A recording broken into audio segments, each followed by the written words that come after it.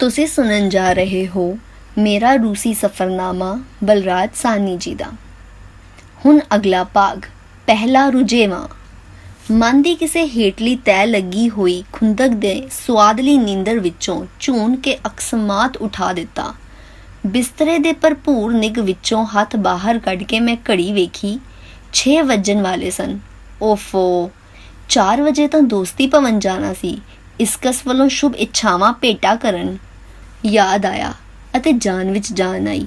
ਇਹ ਹਿੰਦੁਸਤਾਨੀ ਵਕਤ ਸੀ, ਰੂਸੀ ਨਹੀਂ। ਸ਼ਬਨਮ ਦੇ ਜਨਮ ਦਿਨ ਦਾ ਪੂਰਾ ਸਵਾਦ ਮੈਂ ਹਿੰਦੁਸਤਾਨੀ ਘੜੀਆਂ ਅਨੁਸਾਰ ਮਾਨਣ ਦਾ ਫੈਸਲਾ ਕੀਤਾ ਸੀ। ਇਸ ਵੇਲੇ ਸਾਡੇ ਘਰ ਚਾਹ ਪਾਰਟੀ ਸ਼ੁਰੂ ਹੋ ਚੁੱਕੀ ਹੋਵੇਗੀ।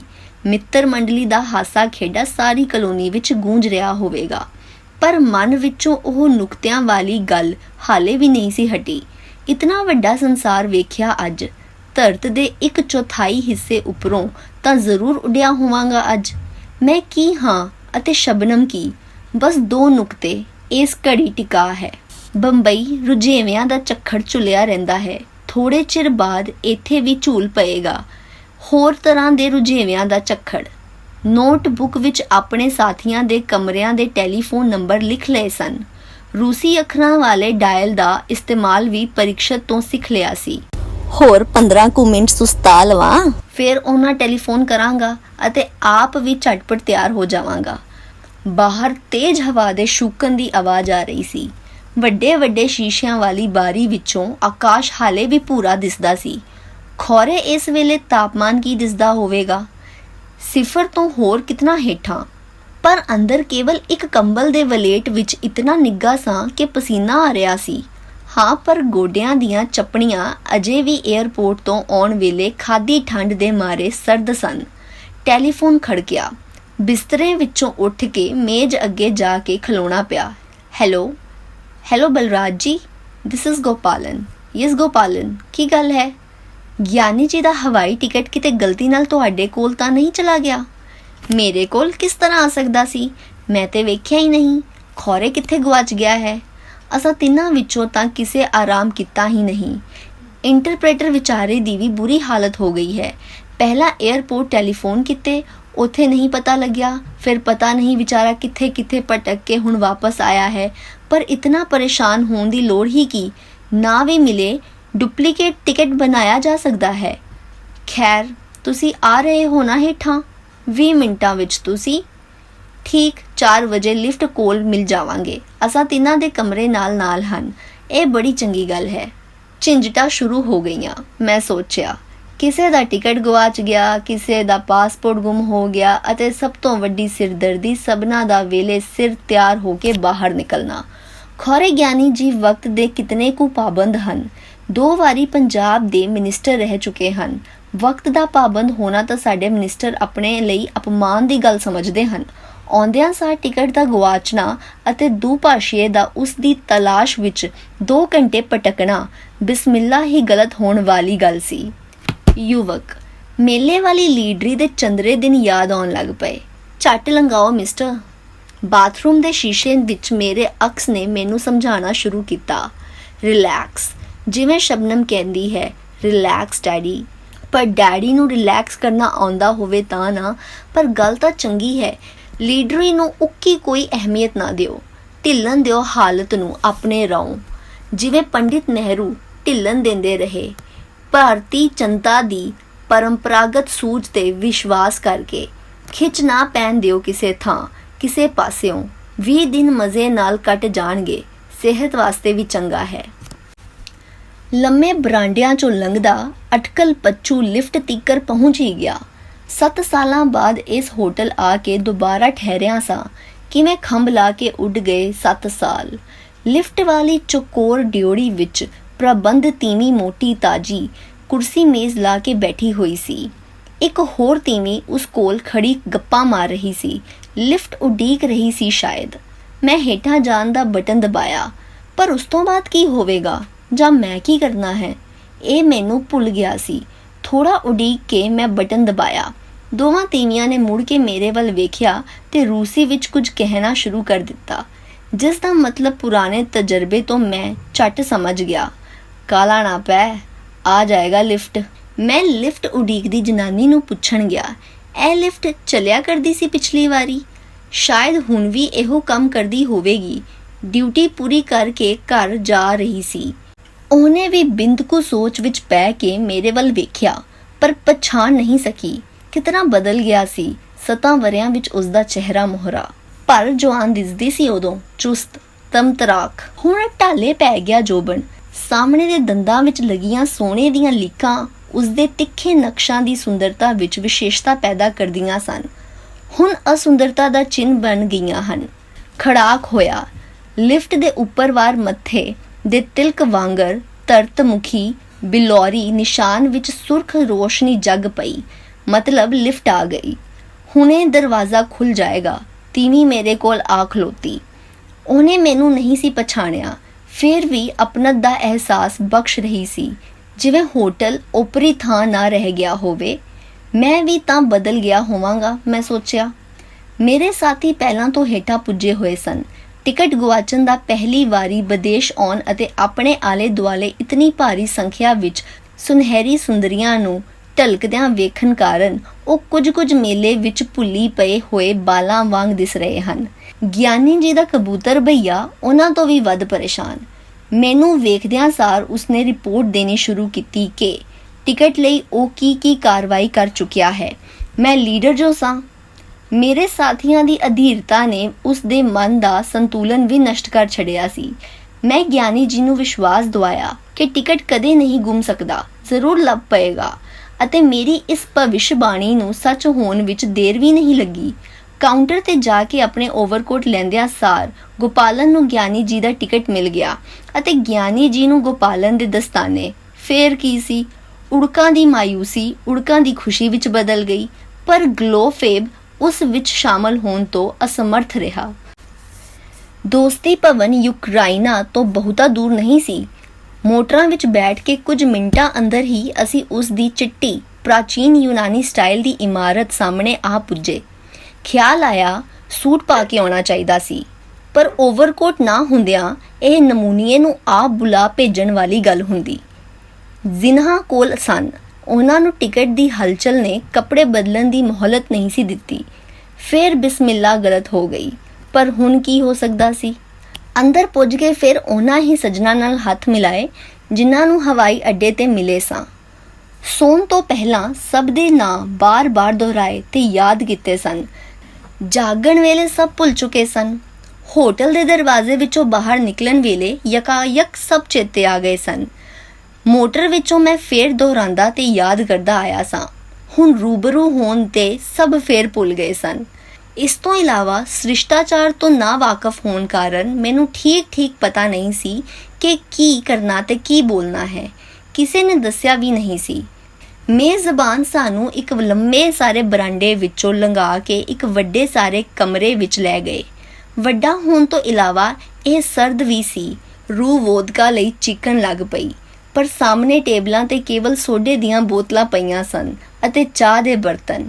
ਸ਼ੁਭ ਇੱਛਾਵਾਂ ਭੇਟ ਕਰਨ ਯੋਗ ਜਿਹੜੀ ਆਪਣੇ ਰਵੱਈਏ ਵਿੱਚ ਨਿਰਮਾਣਤਾ ਲਿਆਂਦੀ ਹੋਈ ਸੀ, ਉਸ ਵਿੱਚ ਹੌਲੀ ਅਵਾਕਤਾ ਅਤੇ ਅਨਾਥਤਾ ਦਾ ਸਮਾਵੇਸ਼ ਹੋਣ ਲੱਗ ਪਿਆ। ਸੋਫੇ ਤੇ ਬੈਠਦਿਆਂ ਮੈਨੂੰ ਇੰਜ ਲੱਗਾ ਜਿਵੇਂ ਬਰਫ਼ ਦੇ ਖਿੱਟੇ ਨਾਲ ਖੇਡ ਗਿਆ ਹੋਵਾਂ।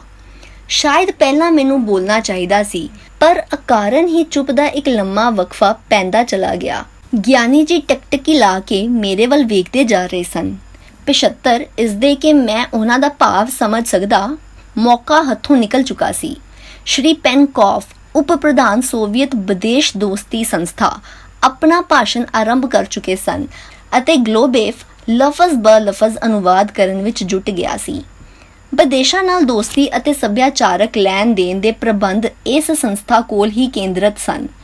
ਉਹ ਇਹਨਾਂ ਕੰਮਾਂ ਨੂੰ ਕਿਵੇਂ ਸਰਅੰਜਾਮ ਦਿੰਦੀ ਹੈ, ਇਸ ਬਾਰੇ ਪੈਨਕੋਫ ਨੇ ਬੜੀ ਹੀ ਰੋਚਕ ਅਤੇ ਵੱਡਮੁੱਲੀ ਵਾਕਫੀ ਦਿੱਤੀ, ਜੋ ਸਾਡੇ ਦੇਸ਼ ਲਈ ਵੀ ਬੜੀ ਲਾਭਕਾਰੀ ਸਿੱਧ ਹੋ ਸਕਦੀ ਹੈ, ਕਿਉਂਕਿ ਆਜ਼ਾਦੀ ਤੋਂ ਬਾਅਦ ਸਾਡੇ ਮਹਾਨ ਨੇਤਾ ਨਹਿਰੂ ਨੇ ਭਾਰਤ ਨੂੰ ਵੀ ਸ਼ਾਂਤੀ ਅਤੇ ਸਰਬ ਦੋਸਤੀ ਦੀ ਰਾਹ ਤੇ ਤੋਰਿਆ ਹੈ। ਉਹਨਾਂ ਦੱਸਿਆ ਕਿ ਦੋਸਤੀ ਸੰਸਥਾ ਹੇਠ ਇਸ ਵੇਲੇ 42 ਸੰਸਥਾਵਾਂ ਕੰਮ ਕਰ ਰਹੀਆਂ ਹਨ, ਜਿਵੇਂ ਕਿ ਸੋਵੀਅਤ ਹਿੰਦ ਦੋਸਤੀ ਸੰਸਥਾ, ਸੋਵੀਅਤ ਬ੍ਰਿਟੇਨ ਦੋਸਤੀ ਸੰਸਥਾ, ਸੋਵੀਅਤ ਇਟਲੀ, ਸੋਵੀਅਤ ਜਾਪਾਨ ਅਤੇ ਇਸ ਤਰ੍ਹਾਂ ਅਨੇਕਾਂ ਹੋਰ।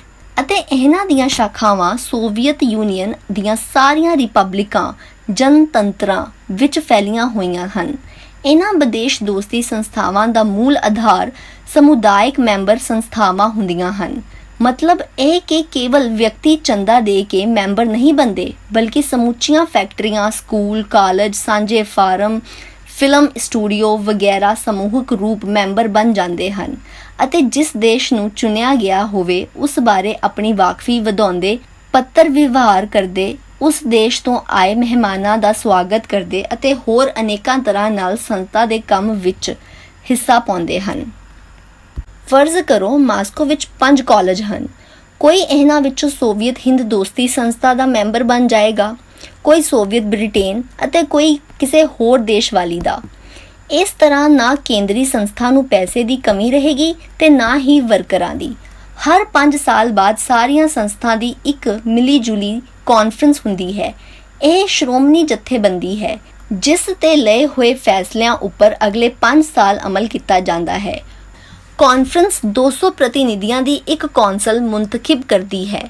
ਇਹਨਾਂ ਦੀ ਹਰ ਮਹੀਨੇ ਕਮ ਸੇ ਕਮ ਇੱਕ ਮੀਟਿੰਗ ਹੋਣੀ ਲਾਜ਼ਮੀ ਹੈ। ਇਸ ਵੇਲੇ ਕੇਂਦਰੀ ਸੰਸਥਾ ਦਾ ਇਸ ਪ੍ਰਕਾਰ ਨਾ ਕੇਵਲ ਆਪਣੇ ਦੇਸ਼ ਦੀਆਂ ਅਣਗਿਣਤ ਸੰਸਥਾਵਾਂ ਨਾਲ ਸੰਬੰਧ ਹੈ, ਬਲਕਿ ਵਿਦੇਸ਼ਾਂ ਦੀਆਂ ਲਗਭਗ 5000 ਸੱਭਿਆਚਾਰਕ ਸੰਸਥਾਵਾਂ ਅਤੇ ਪ੍ਰਮੁੱਖ ਵਿਅਕਤੀਆਂ ਨਾਲ ਕੇਂਦਰੀ ਸੰਸਥਾ ਦੇ ਬਰਾਹ ਰਾਸਤ ਸੰਬੰਧ ਕਾਇਮ ਹਨ। ਕੇਂਦਰੀ ਸੰਸਥਾ ਦੀ ਇਹ ਆਪਣੀ ਵਿਸ਼ਾਲ ਇਮਾਰਤ ਹੈ ਜਿਸ ਨੂੰ ਦੋਸਤੀ ਭਵਨ ਆਖਿਆ ਜਾਂਦਾ ਹੈ।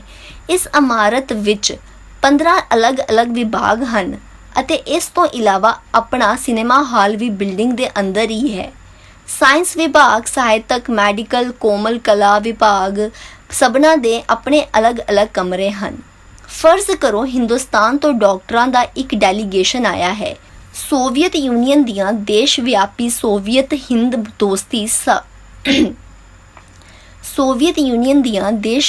ਸੋਵੀਅਤ ਹਿੰਦ ਦੋਸਤੀ ਸ਼ਾਖਾਵਾਂ ਤਾਂ ਉਹਨਾਂ ਦੇ ਸਵਾਗਤ ਲਈ ਤਤਪਰ ਹੋ ਹੀ ਜਾਣਗੀਆਂ, ਪਰ ਇਸ ਤੋਂ ਇਲਾਵਾ ਸੋਵੀਅਤ ਯੂਨੀਅਨ ਦਾ ਇਹ ਕੇਂਦਰੀ ਦੋਸਤੀ ਭਵਨ ਆਪਣੇ ਮੈਡੀਕਲ ਵਿਭਾਗ ਦੁਆਰਾ ਡੈਲੀਗੇਸ਼ਨ ਦੀਆਂ ਵਿਸ਼ੇਸ਼ ਰੁਚੀਆਂ ਅਤੇ ਲੋੜਾਂ ਦੀ ਪਰਿਪੂਰਤੀ ਦਾ ਖਿਆਲ ਰੱਖੇਗਾ। ਕੇਂਦਰੀ ਸੰਸਥਾ ਆਪਣੀਆਂ 2 ਪੱਤਰਿਕਾਵਾਂ ਪ੍ਰਕਾਸ਼ਿਤ ਕਰਦੀ ਹੈ। ਇੱਕ ਦਾ ਨਾਮ ਹੈ ਮਾਸਕੋ ਸਮਾਚਾਰ, ਜੋ ਰੂਸੀ ਤੋਂ ਛੁੱਟ ਅੰਗਰੇਜ਼ੀ ਅਥਵਾ ਕੁਝ ਇੱਕ ਹੋਰ ਯੂਰਪੀਅਨ ਭਾਸ਼ਾ ਵਿੱਚ ਛਪਦਾ ਹੈ।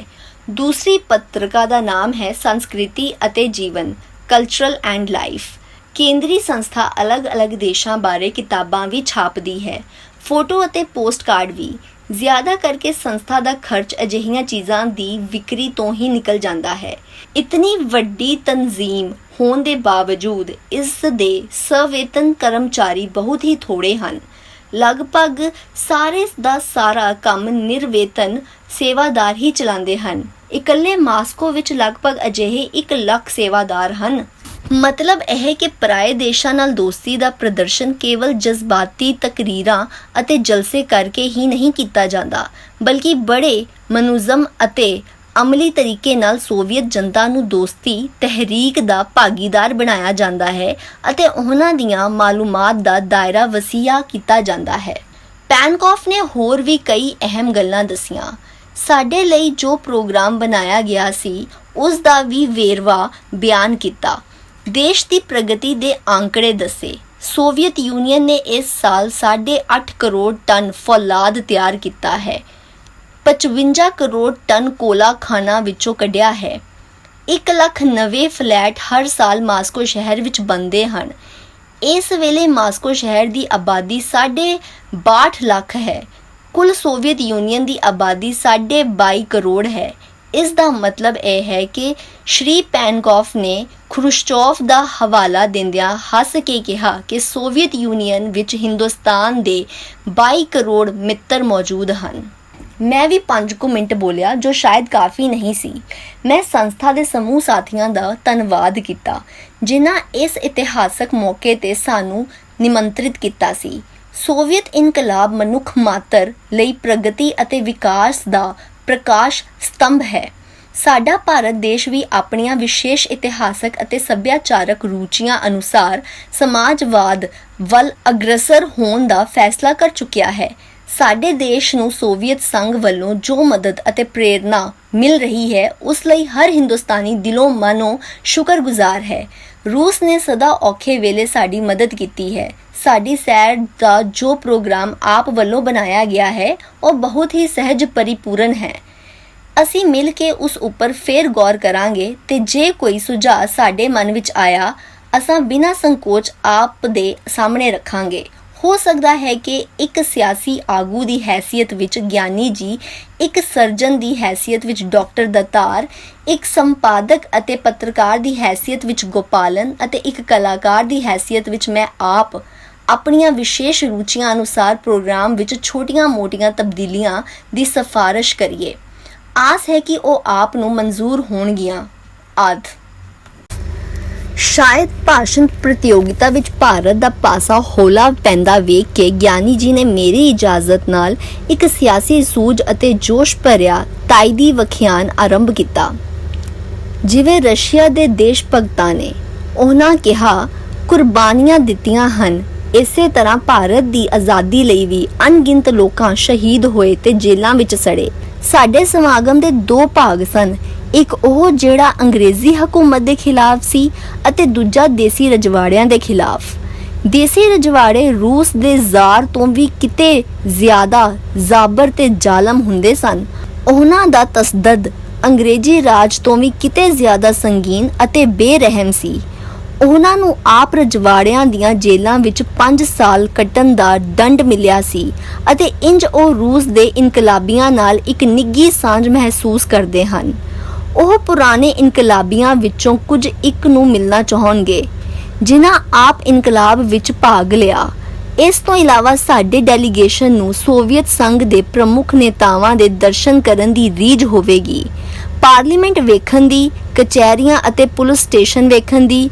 ਸੁਣਿਆ ਜਾਂਦਾ ਹੈ ਕਿ ਵਾਸਤਵ ਵਿੱਚ ਰਸ਼ੀਅਨ ਹਕੂਮਤ ਧਰਮ ਅਤੇ ਮਜ਼ਹਬ ਦੀ ਨਾਗਰਿਕਤਾ ਨੂੰ ਪੂਰੀ ਆਜ਼ਾਦੀ ਦਿੰਦੀ ਹੈ।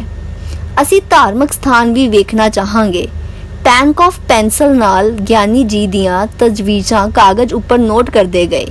ਬਾਅਦ ਵਿੱਚ ਕਿਸ ਬਾਰੀਕੀ ਨਾਲ ਸਾਡੀ ਇੱਕ ਫਰਮਾਇਸ਼ ਪੂਰੀ ਕੀਤੀ ਗਈ, ਵਾਕਈ ਤੁਅਜ਼ਬ ਅਤੇ ਤਾਰੀਫ ਦਾ ਮਕਾਮ ਸੀ।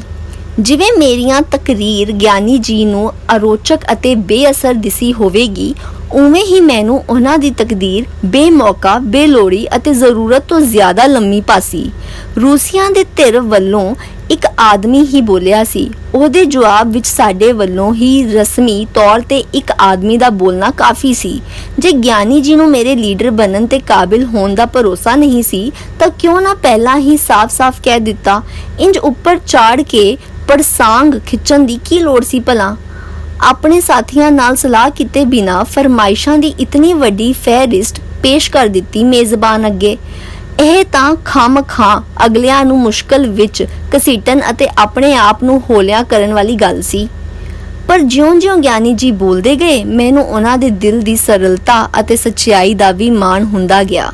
ਨਿੱਘਾ ਅਤੇ ਅਨੁਕੂਲ ਵਾਤਾਵਰਣ ਮਿਲਦਿਆਂ ਹੀ ਉਹਨਾਂ ਨੇ ਦਿਲ ਦੀਆਂ ਤੜਪਾਂ ਬੇਕਾਬੂ ਹੋ ਕੇ ਬਾਹਰ ਆ ਗਈਆਂ ਸਨ। ਇਸ ਵਿੱਚ ਉਹਨਾਂ ਦਾ ਕਸੂਰ ਨਹੀਂ ਸੀ। ਆਜ਼ਾਦੀ ਦੀ ਲੜਾਈ ਦੇ ਬਹਾਦਰ ਸਿਪਾਹੀ ਸਨ ਉਹ। ਰਜਵਾੜਿਆਂ ਦੀਆਂ ਜੇਲ੍ਹਾਂ ਦੀ ਸਖਤੀ ਵੇਖ ਕੇ ਤਾਂ ਨਹਿਰੂ ਵੀ ਕੰਬ ਗਿਆ ਸੀ। ਆਪਣੇ ਦੇਸ਼ ਵੱਲੋਂ ਬੋਲਣ ਦਾ ਗਿਆਨੀ ਜੀ ਨੂੰ ਅਸਾਂ ਸਾਰਿਆਂ ਤੋਂ ਵੱਧ ਅਧਿਕਾਰ ਸੀ। ਗਲੋਫੇਬ ਇੱਕ ਸੁੰਗੜ ਦੋ ਭਾਸ਼ੀਆ ਵਾਂਗ ਇੱਕ ਸ਼ਬਦ ਦਾ ਅਨੁਵਾਦ ਕਰਦਾ ਸੀ। ਘੜੀ ਵੱਲ ਵੇਖਿਆ। ਹਿੰਦੁਸਤਾਨੀ ਵਕਤ ਅਨੁਸਾਰ ਰਾਤ ਦੇ 10 ਵੱਜ ਚੁੱਕੇ ਸਨ। ਜਿਸ ਮਿਲਣੀ ਦੀ ਕਾਰਵਾਈ 1 ਘੰਟੇ ਅੰਦਰ ਮੁੱਕ ਜਾਣੀ ਚਾਹੀਦੀ ਸੀ, ਉਸ ਨੂੰ 2.5 ਘੰਟੇ ਤੋਂ ਉੱਪਰ ਹੋ ਚੁੱਕੇ ਸਨ। ਢਿੱਡ ਵਿੱਚ ਭੁੱਖ ਦੇ ਕੁੱਕੜ ਬਾਂਗਾ ਦੇ ਰਹੇ ਸਨ। ਤੁਸੀਂ ਸੁਣ ਰਹੇ ਸੀ ਮੇਰਾ ਰੂਸੀ ਸਫ਼ਰਨਾਮਾ ਬਲਰਾਜ ਸਾਹਨੀ ਜੀ ਦਾ। ਅੱਜ ਇੰਨਾ ਹੀ।